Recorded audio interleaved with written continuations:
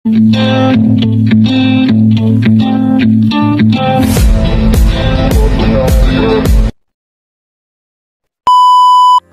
what's up? It's your boy Jangoloy. Welcome to my YouTube channel, Jangoloy TV channel. Sa mga di pa subscribe guys, baka naman po Jangoloy TV channel lang po. Kung ano po yung spelling sa Facebook, and YouTube, and TikTok, baka naman po. So maraming pong salamat sa mga sumuporta na at sa mga hindi pa. Please click the notification bell para lagi kayong ma-update sa aking future na gagawin na content guys. So ang gusto ko lang i-share guys is about Skechers, because first time kong nagkaroon ng Skechers. Then ulit nga ako, diba, dati I'm collecting basketball shoe, but now nailab ako sa running shoe, although nag-run ako before. Then I want to try some different brands and technologies, not only Nike. Then itong Skechers na to, first time ko, although hindi talaga ako nag-Skechers, pero sa mga napapanood ko sa UK and US, meron sila mga elite and a little bit expensive, $200 or more than, na with carbon fiber plate na Skechers. Dito sa Pilipinas wala pa, pero meron ditong walk running shoe. Hindi ko alam kung running shoe to or pang walk lang talaga, panlakad, pero gusto ko siyang i-try kasi meron siyang carbon fiber plate in the forefoot and sobrang lambot niya and comfy, sobrang komportable.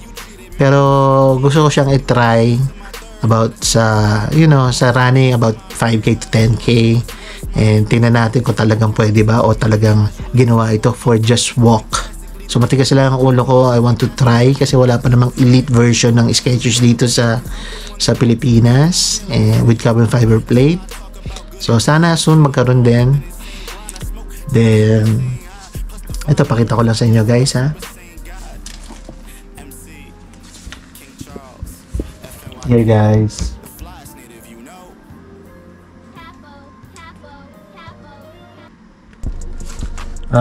Skechers workout walker. Then ang nakalagay dito is Skechers Go Walk, and this is the colorway of the shoe. Tingnan natin. Ito, ang ganda sana nito kaso walang kulay. Fit true to size. This is a first impression guys. And kung medyo wide yung, watch out for this, kung medyo wide yung paa nila, mas better i-try nyo muna sa store, kasi hindi ako nabili online, madalang. Here I'm size 11 here, 8,595 guys. It's a little bit expensive, but they said here it's the Comfort Technology Company. Okay, pakita ko lang yung shoe guys. So yun na nga guys, na-try ko na nga ito, na walk ko na, and it feels decent and comfortable. It's comfy, sobrang comfortable, pero tinaray ko lang siya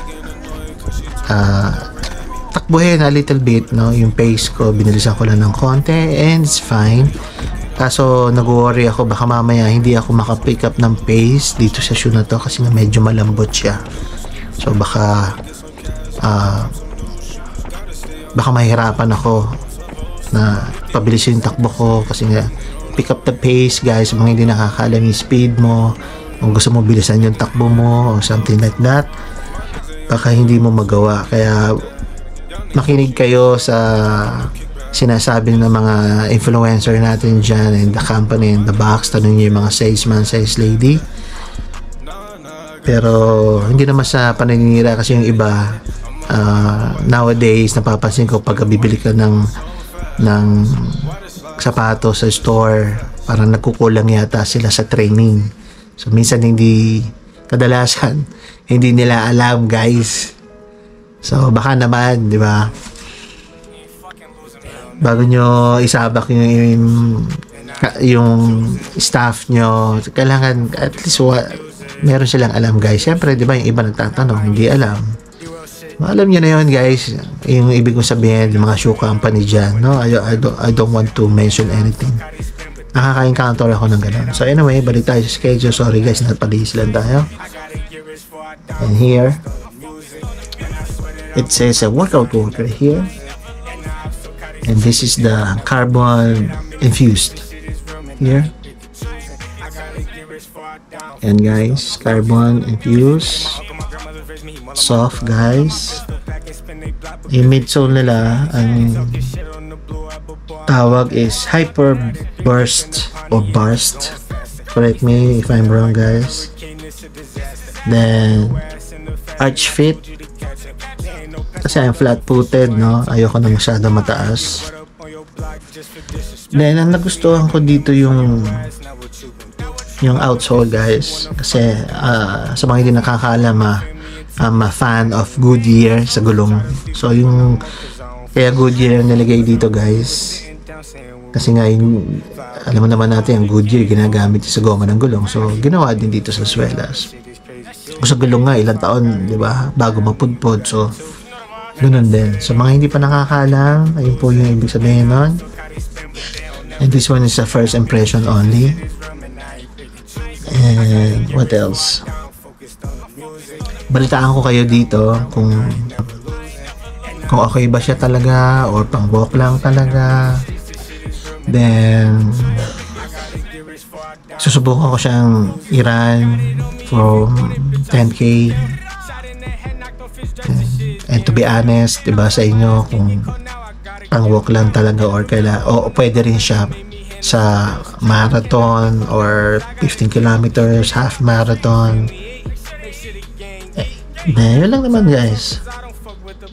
Sa mga nakapag-try nito, please let me know what is your experience. Pero nabasa ko sa isang article sa Google na kung hindi ka naman runner at gusto mo lang naman na takbo-takbo lang ng konti, no, 2 kilometers, 3 kilometers, it's fine kung beginner ka. Pero if you're elite or tumatakbo ka na talaga, I cannot suggest this shoe.